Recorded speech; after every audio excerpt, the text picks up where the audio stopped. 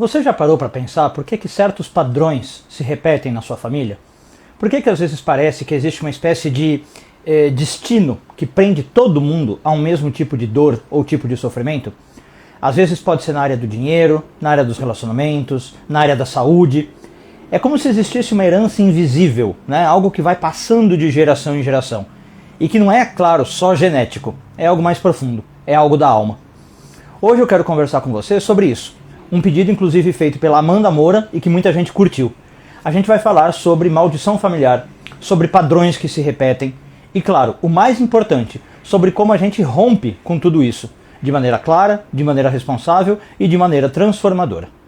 E você que chegou até aqui, por favor, se inscreva e deixa o like nesse vídeo, porque isso ajuda demais o canal a crescer e a alcançar mais pessoas. Sempre que você puder também, comenta aqui embaixo. Eu quero saber a sua opinião, quero saber das suas dúvidas e saiba que eu sempre leio tudo que vocês postarem. Se você também quiser pedir vídeos, faça isso no vídeo de número 18 sobre a reencarnação e o link está aqui embaixo. E ainda, se você puder, considere apoiar o meu trabalho e contribuir com caridade social, se tornando um membro pagante aqui do canal, o que também te dá direito a brindes muito bacanas, a partir de um valor bem baixinho por mês.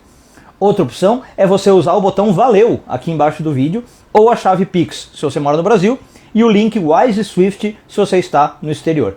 Ambos estão aqui nos comentários. Muito obrigado pelo seu carinho. Bom, quando a gente pensa em herança, normalmente a gente está pensando em bens, em dinheiro, talvez em dívida, né, dependendo do caso. Mas tem uma herança que é bem mais sutil e às vezes muito mais pesada. É a herança dos padrões. Essa é uma herança espiritual. É uma herança emocional também. A forma como a sua família reage à dor, ao fracasso, à culpa, ao dinheiro, ao amor, tudo isso também é herdado por você. Você nasceu dentro de uma história que já estava em andamento, né? É como se você pegasse meio que o bonde andando. Os seus pais já traziam coisas dos pais deles. Os seus avós também, claro, já tinham as suas marcas, já passaram por experiências de vida. E tudo isso, do ponto de vista espiritual, vamos chamar assim, forma um campo, né? Forma um ambiente emocional, um ambiente espiritual que você absorve mesmo que sem perceber, mesmo que você não queira. É algo que sim acontece, né? É como se fosse o tipo de solo onde a gente foi plantado. E cada um tem o seu tipo de solo. A pergunta que a gente faz espiritualmente é: o que está nesse solo, né? Tem coisa boa? Tem, sempre tem. Mas às vezes esse solo tem o quê? Tem espinhos, tem veneno, tem ervas daninhas, tem coisa que precisa ser limpa. Então uma pergunta que muita gente faz, e a pergunta até da Amanda que muita gente curtiu, é às vezes no sentido assim: existe algo chamado maldição familiar? Bom, depende de como que você entende a palavra, tá? Maldição familiar, do jeito que algumas pessoas entendem, eu vou dizer que não, né?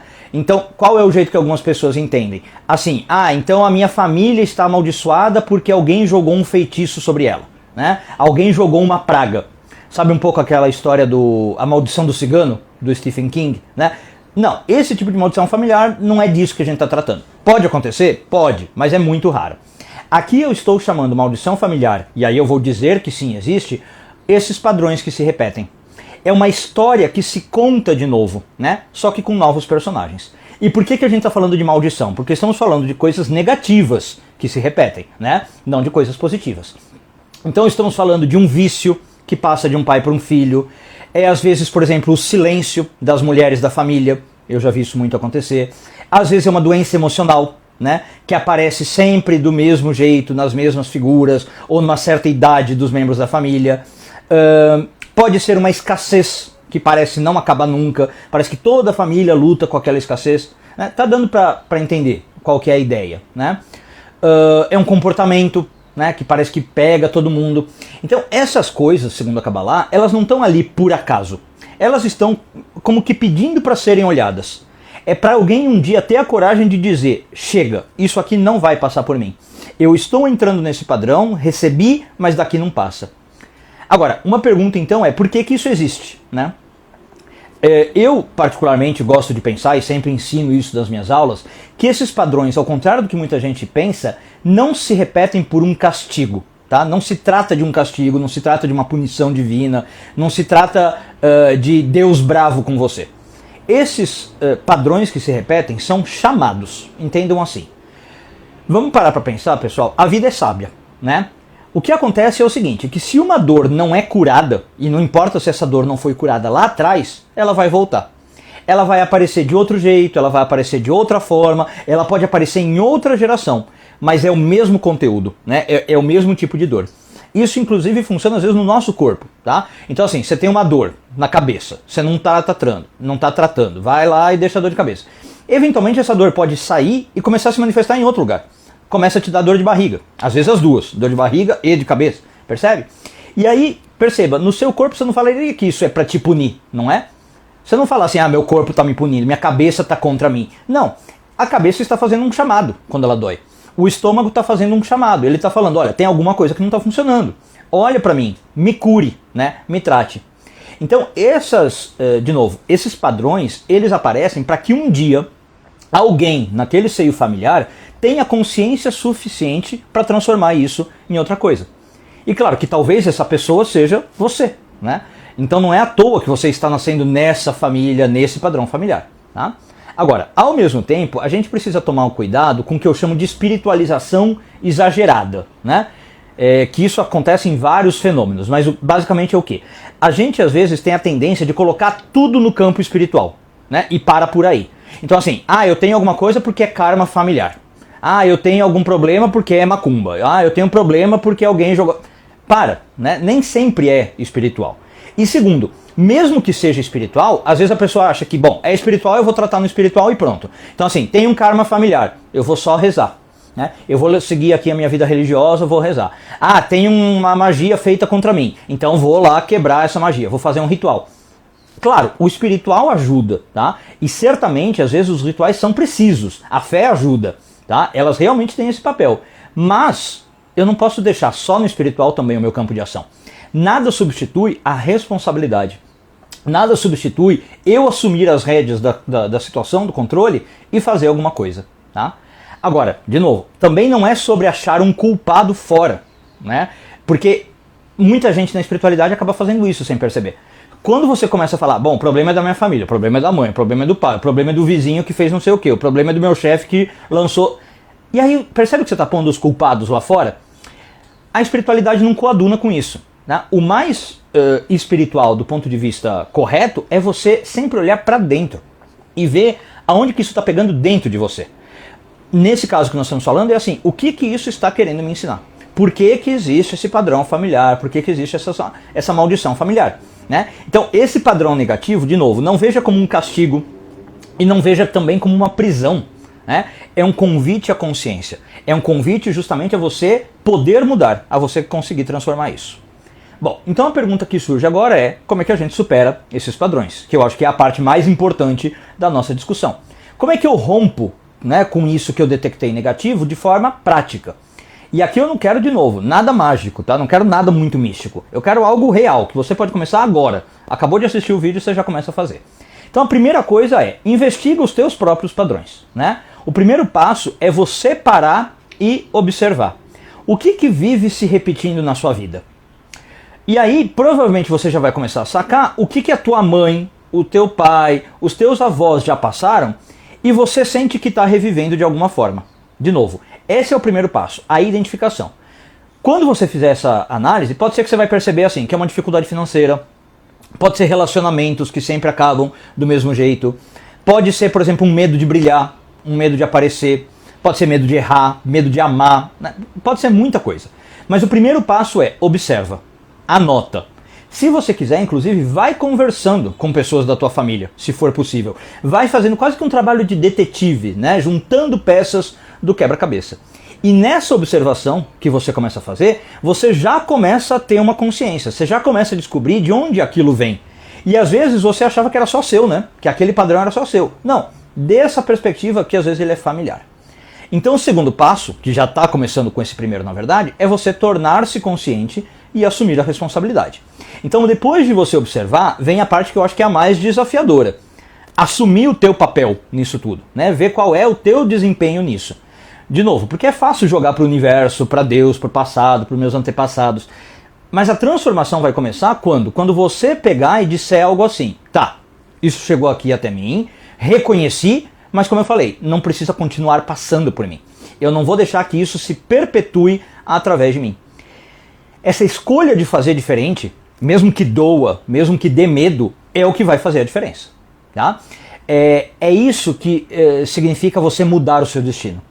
E para você fazer diferente, aqui pode ser um monte de coisa que você precise usar. Pode ser que você precise procurar ajuda, pode ser que você precise fazer terapia, pode ser que você precise mudar de ambiente. Muita gente às vezes tem medo disso, mas às vezes você precisa sair um pouco da casa, né, do lar, da família.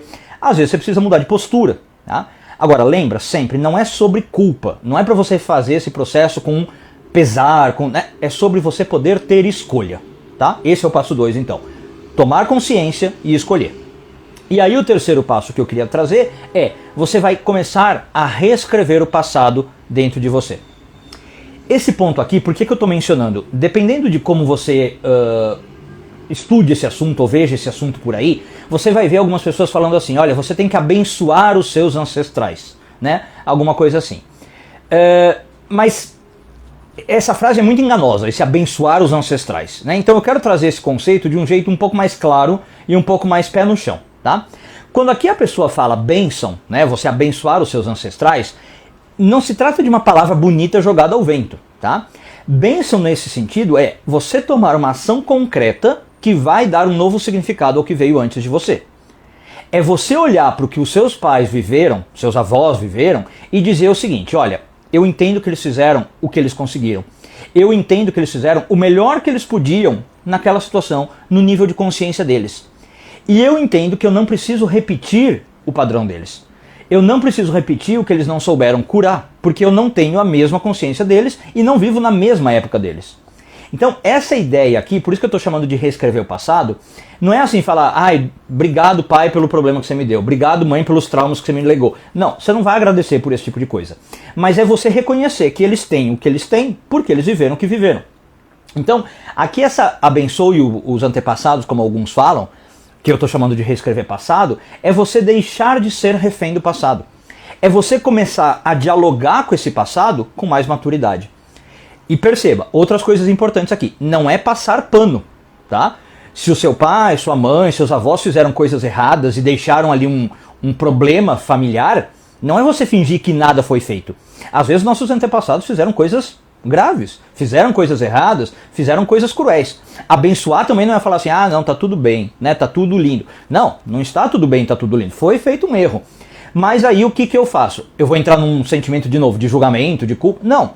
Aí é você falar o seguinte, é entender que se eu não ressignificar esse passado familiar dentro de mim, ele vai continuar mandando no meu presente. Essa é a ideia, tá? Então perceba que reescrever não é esquecer. Tá? É só você recontar a história de outro jeito. É você olhar de outro ângulo, você olhar de outra perspectiva. Bom, e aí o quarto passo que eu vou dizer, que é sempre muito importante na espiritualidade, é você sustentar a tua escolha com uma atitude. Tá? Por quê? Porque romper com um padrão não é uma coisa mental, não é um exercício que você faz sentado no teu quarto, fecha o olho, medita, né? E não é um evento. A gente está falando aqui de um processo. Né? Então você tem que sustentar isso que você fez nos passos anteriores com uma atitude. Como é que funciona isso? Você decide algo hoje, aí você repete amanhã, você escorrega no dia seguinte, aí você volta, aí você recomeça e assim vai. É assim que a gente vai mudando a nossa história, que a gente vai mudando padrões, né? Com atitudes e altos e baixos. Criar novos caminhos exige prática. Então a ideia aqui é que você alimente novos hábitos. Vai criando um ambiente que te ajude, vai escolhendo pessoas que te elevem, né, que te ajudem nesse propósito. E sempre que você perceber que você está caindo num padrão antigo, mais ou menos você vai fazer o seguinte, você vai parar e perguntar, isso aqui é meu mesmo? Ou é algo, por exemplo, que eu estou herdando e que eu posso devolver para quem me deu? Né? Eu não quero essa herança para mim. Tá? E por fim, o quinto passo, se você fizer esse processo, você vai deixar um legado novo. Né? Então, na verdade, lembra que você não está sozinho nessa jornada. Se você rompe um padrão, você está abrindo um caminho para todo mundo que vem depois de você também. Isso é muito empoderador. Você às vezes pensar que suas ações não são só sobre você, te dá força para continuar. Então, por exemplo, eu vejo muita gente que fala assim, olha, eu herdei um padrão violento da minha família, né? Eu fui tratado com violência. Aí a pessoa fala, eu não vou mais tratar com violência. Por exemplo, os meus filhos. Então essa pessoa, ela tá deixando um caminho diferente para frente. Ah, Yair, mas eu não tenho filhos. Não importa, se você não tem filhos, você tem sobrinhos, você tem alunos, você tem pessoas ao seu redor que se inspiram em você. Tá? Então quando você está quebrando esse padrão, você está ensinando com o teu exemplo que dá para viver diferente. Você está deixando um legado para os demais.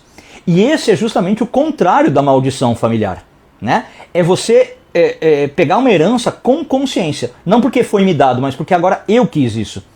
Então a ideia é que você tem que lembrar o seguinte, você não está aqui só para carregar o peso do que passou. Aliás, você não está aqui para isso. Né? Você está aqui para construir o que vai vir. Tudo bem? Então perceba que acho que a sacada que a gente tem que ter aqui é a seguinte. A verdade da coisa é que a gente não escolhe a história em que a gente nasceu. Né? Esse é o famoso dilema espiritual. Você não decidiu, pelo menos conscientemente, como é que você ia nascer. Tem algumas doutrinas que dizem que você até sentou com Deus e escolheu, mas você não lembra disso. Tá? Agora, enquanto você não lembra como você veio, ou se você não escolheu conscientemente, você sempre pode escolher a continuidade da história. Você sempre pode escolher daqui para frente. Então você não precisa ser o próximo capítulo de um trauma da sua família. Você não precisa ser a próxima página de uma história negativa que a sua família viveu. Você pode ser o ponto final. Você pode ser o ponto final de uma dor, de um trauma, de uma situação complicada. E aí, claro, que esse ponto final no sentido de um início de uma nova forma de viver, de uma nova página, de um novo parágrafo. E de novo, lembra, não precisa ser perfeito, tá? Você vai cair, você vai errar, você vai voltar. Só precisa ser algo sincero, eu diria, e constante. Talvez você tenha herdado algo muito difícil. Como eu falei, tem famílias que trazem aí um legado bem complicado. Mas tenha certeza que você também herdou força. Você está aqui, você está vivo, você está escutando isso, você está vendo esse vídeo. E isso já mostra que tem algo dentro de você que percebeu algo mais, que quer algo mais. Talvez o título do vídeo já te chamou a atenção e você falou, opa, tem alguma coisa do padrão familiar. Então a ideia é, honra o que veio antes. Sim, com seus acertos e com seus erros. Mas não honre a ponto de deixar que isso te defina e que defina o que vai vir depois. Percebe? Porque a tua cura, lembra disso, é a cura de muita gente. E a tua escolha pode mudar literalmente o rumo de uma linhagem inteira. Se essa conversa então fez sentido para você, comenta aqui embaixo alguma coisa, talvez, vou deixar uma frase, quase que uma chave cabalística. Eu sou a virada da minha história. Deixa essa frase aqui. Isso já é um passo, né? E às vezes tudo que uma história precisa é de alguém que tenha coragem de dizer, aqui isso termina. Manda esse vídeo também se você acha que alguém pode se beneficiar dele, né? Compartilha e a gente se vê num próximo vídeo.